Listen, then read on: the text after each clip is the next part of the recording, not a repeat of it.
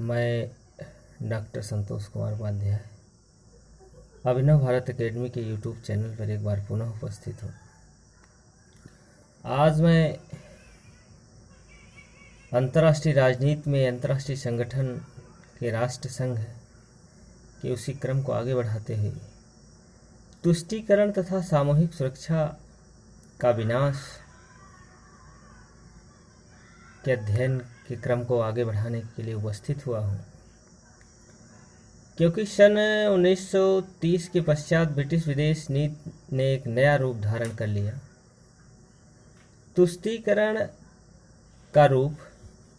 तुष्टीकरण की नीति का तात्पर्य उस नीति से है जिसके द्वारा यथास्थिति की शक्ति के बल पर बदलकर अपने साम्राज्य का विस्तार करने का आकांक्षा रखने वाले राज्यों की आक्रामक गतिविधियों को प्रभावशाली कूटनीतिक तथा सैनिक कार्यवाहियों के द्वारा रोकने का प्रयत्न नहीं किया जाता, वरन उनकी अनुचित मांगों को न्यूनाधिक रूप से पूरा कर उन्हें संतुष्ट करने का प्रयास किया जाता है। सन 1930 के बाद ब्रिटेन ने जापान, जर्मनी तथा इटली की आक्रामक गतिविधियों के संबंध में इसी नीति का अनुसरण किया। इसका परिणाम यह हुआ कि इन तीनों फासिस्ट राज्यों की शक्ति में तीव्रता से वृद्धि हुई। राष्ट्र संघ और उसकी सामूहिक सुरक्षा की व्यवस्था सर्वथा असफल हो गई। यूरोपीय महाद्वीप पर शक्ति संतुलन नष्ट हो गया और अंततः विश्व द्वितीय युद्ध की ज्वालाओं में घिर गया। सामूहिक सुरक्षा के विनाश की जो कहानी है उसमें कई ऐसी घटनाएं हैं, जिसमें पहली घटना मंचूरिया कांड। सामूहिक सुरक्षा के विनाश और ब्रिटिश तुष्टीकरण की कहानी का प्रारंभ 1931 में मंचूरिया पर जापान के आक्रमण से होता है। 18 सितंबर 1931 को मुकदन में रेलवे लाइन के पास हुए एक बम विस्फोट का बहाना लेकर जापान ने मुकदन पर तथा उसके निकटवर्ती प्रदेश पर अधिकार कर लिया। धीरे धीरे संपूर्ण मंचूरिया पर जापानी सेनाओं ने आधिपत्य जमा लिया और 9 मार्च 1932 को वहां मंचुकुओ नाम के एक कठपुतली राज्य की स्थापना कर दी। मुकदन पर आक्रमण के 3 दिन बाद 31 सितंबर 1931 को चीन सरकार ने अनुच्छेद 10, 11, 15 और 16 के अंतर्गत राष्ट्र संघ की सहायता मांगी, परंतु जापानी सरकार ने ब्रिटेन को यह आश्वासन देकर कि उसका वास्तविक उद्देश्य साम्यवाद को रोकना है, अपने पक्ष में कर लिया था। अतः ब्रिटिश विदेश मंत्री सर जॉन साइमन ने जापान के विरुद्ध किसी प्रभावशाली कार्यवाही को नहीं होने दिया। 21 सितंबर को परिषद ने अपने प्रस्ताव में केवल दोनों पक्षों से अपनी सेनाएं लौटा लेने का अनुरोध मात्र किया। 10 दिसंबर को परिषद ने परिस्थिति का अध्ययन करने के लिए लीटन आयोग की नियुक्ति की, जिसने काफी विलंब के पश्चात 3 अक्टूबर 1932 को अपनी रिपोर्ट पेश की।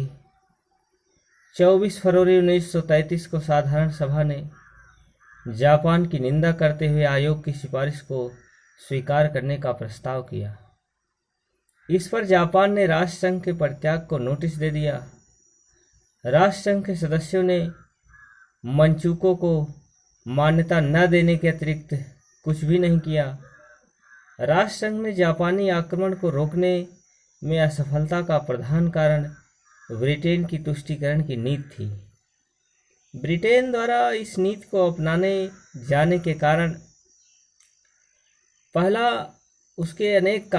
अपनाए जाने के अनेक कारण थे। पहला, जापान सन 1902 के बाद से उसका मित्र रहा था। दूसरा, ब्रिटेन को भय था कि यदि राष्ट्र संघ के तत्वाधान में कोई सैनिक कार्रवाई की जाती है तब रूस और अमेरिका के राष्ट्रसंघ का सदस्य न होने के कारण उसका अधिकांश भार ब्रिटेन को उठाना पड़ेगा। तीसरा, उसको डर था कि यदि जापान को मंचूरिया में रोका गया तो इस क्षेत्र में रूस का प्रभाव बढ़ सकता है। चौथा, इसे आशा थी कि चीन पर जापान के आक्रमण से चीन में प्रबल हो रहा विदेशियों के विशेषाधिकारों का विरोधी आंदोलन दब जाएगा। पांचवा, उसको आशंका थी कि यदि चीन में जापानी प्रसार को रोका गया तो जापान दक्षिणी पूर्वी एशिया के ब्रिटिश प्रदेश में घुसपैठ का प्रयत्न कर सकता था। इन कारणों से न केवल ब्रिटेन ने चीन की सहायता करने से इनकार कर दिया, वरन जापानी आक्रमण को अप्रत्यक्ष रूप से प्रोत्साहन भी दिया। सन 1933 में यलियस एमरी ने तो कॉमन सभा में स्पष्ट रूप से जापान का नैतिक समर्थन किया। उन्होंने कहा कि मूलभूत यथार्थताओं पर आधारित जापान का एक अत्यंत शक्तिशाली पक्ष है। जब आप इस तथ्य पर दृष्टि डालते हैं कि जापान को बाजारों की आवश्यकता है और उसके लिए यह अत्यावश्यक है कि जिस संसार में वह रहता है उससे किसी प्रकार की शांति और सुव्यवस्था हो, तब हमसे कौन पहला पत्थर फेंकेगा और कौन कहेगा कि जापान को मंचूरिया में शांति और सुव्यवस्था स्थापित करने और प्रबल चीनी राष्ट्रवाद के निरंतर आक्रमण से अपनी रक्षा करने के उद्देश्य से कार्य नहीं करना चाहिए था।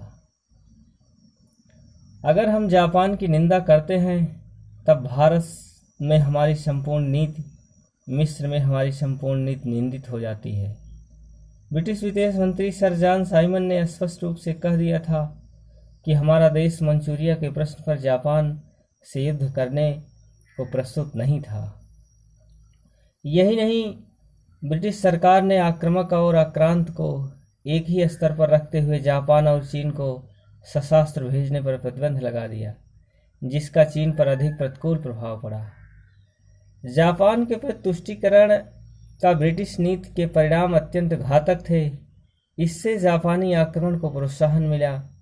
उसने राष्ट्रसंघ को खुले आम अवहेलना करने, चीन में अपने साम्राज्य का निरंतर प्रसार करने और सुदूर पूर्व में ब्रिटिश प्रभाव को समाप्त करने की नीति अपनाई।